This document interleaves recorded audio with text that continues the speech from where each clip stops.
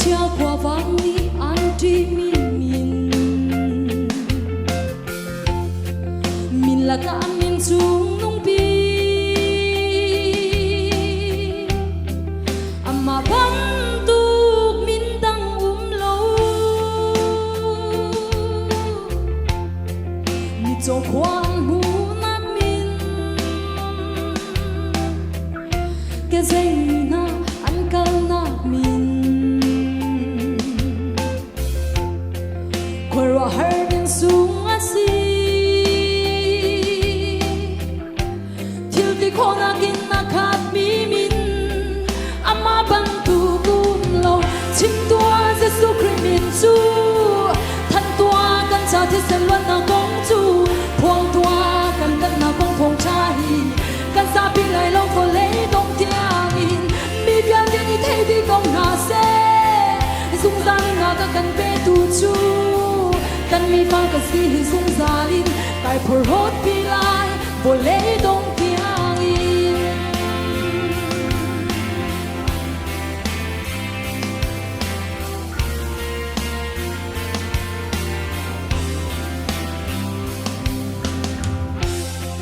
Sung zalun na cha Calvary a thi sang sung a Sois viens te cho đi tu thi sen Amma ban tu do tum lo Giang pha đốt nát vel ngay nát khe Mi sois cây mạ giống khao xiang lâu in Và nín cal ta kinh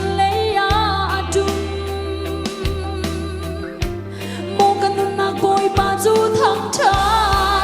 ama ban tu kum lo chim tua Jesu Christ min chu than tua kan cha thi sen luan na kong chu phuang tua kan kan na kong thong cha hi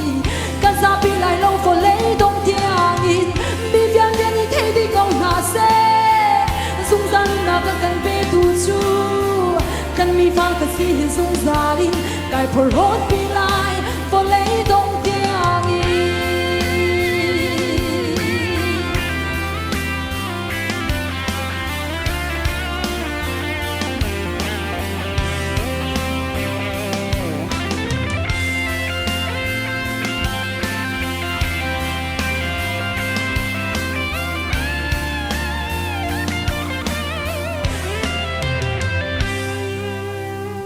Chim tua Jesu Christ min chu Than tua kan cha thi sen luan na kong chu Phuang tua kan kan na kong thong cha hi Kan sa pi lai lo fo le dong tiang Mi vian dia ni thei di kong na se Sung sang na ka kan pe tu chu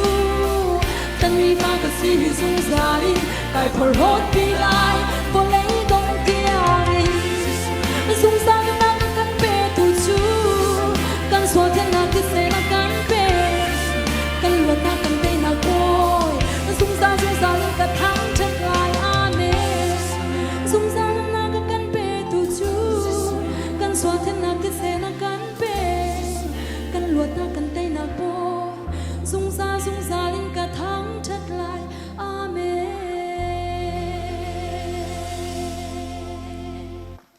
Amen. Kalom boy panay tsana kam pek pek kau se